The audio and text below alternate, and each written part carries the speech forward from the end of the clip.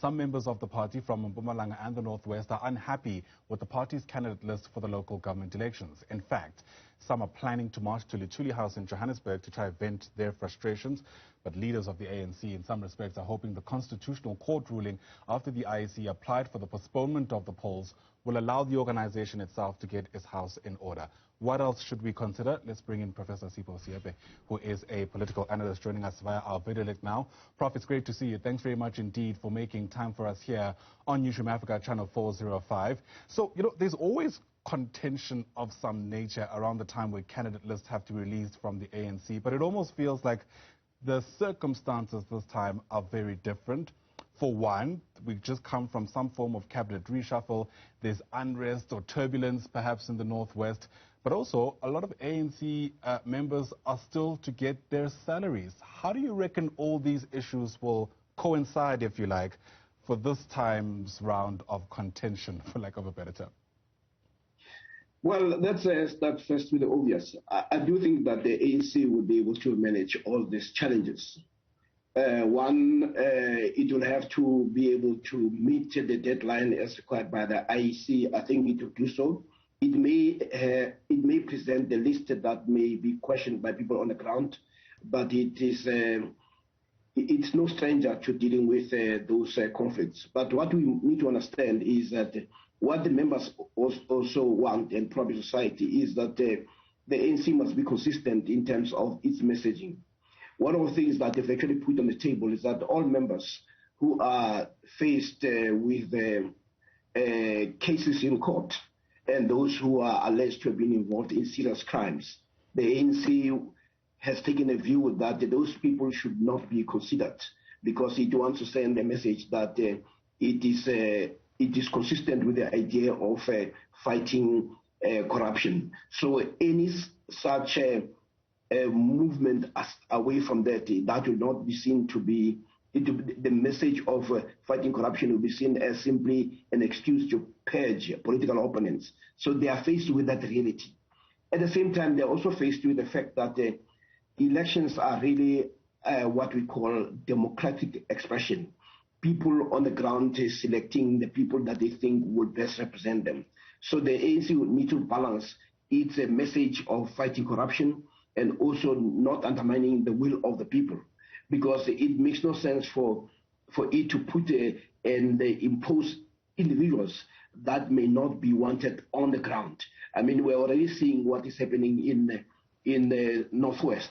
It's a good example where the ANC, in its wisdom or folly, decided to say we're going to remove a democratically elected and supported person in the name of Supra Mahumapelo and put in place a person of their own choosing.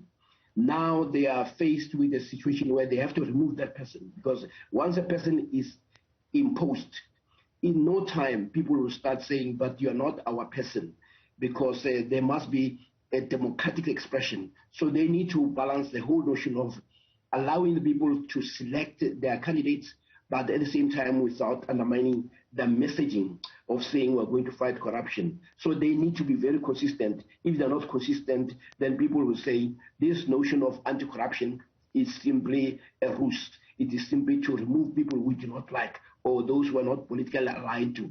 And one must understand that at least right now there's no pretense that the ANC is factionally ridden.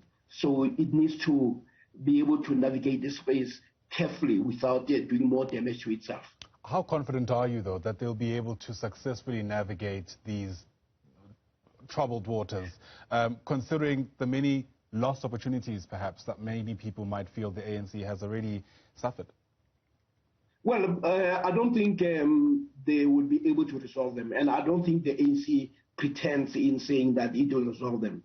The very idea of the broad church presupposes that there are multiplicity of ideological strands and perspectives.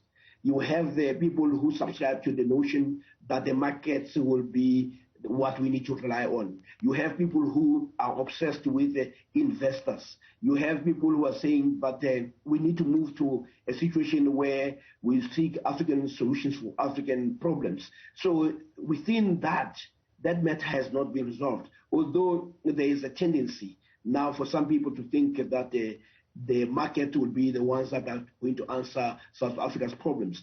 For as long as you have that multiplicity of perspectives within the ANC will simply try to manage not to resolve this. But in itself, it may be a good idea.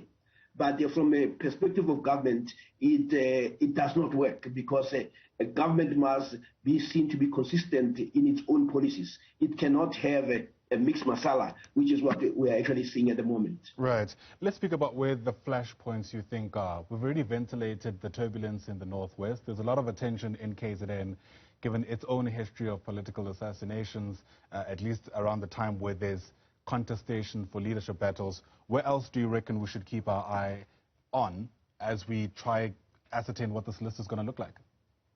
I mean, already your report does indicate that Mpumalanga and North West are always the weak areas. I mean, the mere fact that people from North West say they are going to march because they are not happy with the list that has been presented is simply one of those things that I was talking about, that people want to see them, their own preferences to be in the list. They do not want people to be imposed.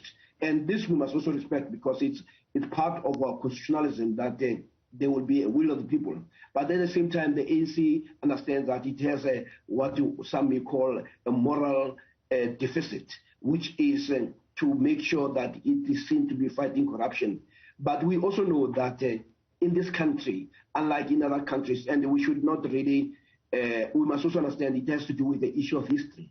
In many other countries, people go into government having had their own professions. But in this country, you find that people get into political office without having had their own careers. So if they are moved out of those offices, they actually move from having a job to being unemployed and unemployable. So this is what creates a lot of crisis. If you take other parties, take somebody like Tony Leon. When he stepped down, he knew that he'll go into consulting because he brings a profession with him.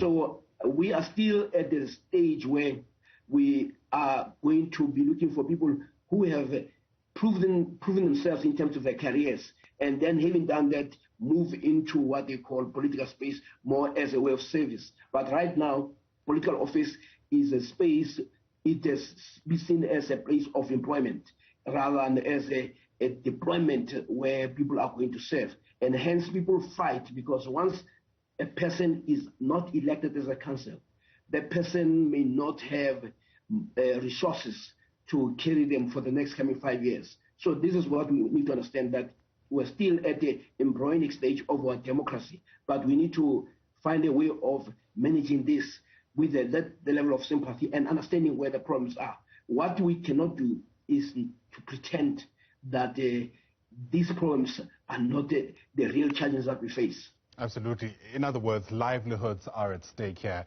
It extends just beyond politics. But in the backdrop, it's interesting to kind of consider the kind of turmoil that the ANC finds itself in, even in Luthuli House itself. There's been a protracted strike by some members of the party because of unpaid salaries.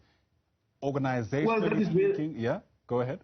That is very disappointing for a party that has come up with progressive legislation around the rights of workers, a party that is in alliance with organizations like COSATU, that you'll be found wanting in terms of paying its own workers. So how do you begin to go to people and talk about support for workers when you yourself do not have respect for your own? But this is also the same party that seems to have a lot of money when it comes to having to go to fight matters in court. So it raises some concerns that why would we have resources for fighting certain things and you do not have resources to pay your own people? At least that is the minimum you expect, especially given that we have all the legislation like a basic what you call labor relations that people expect that the ANC would be among the first to make sure that is not violated. Critical questions at this critical time. Professor Sipho Siepe, thanks very much indeed for your time, sir. Really appreciate it. Professor Siepe is a political analyst.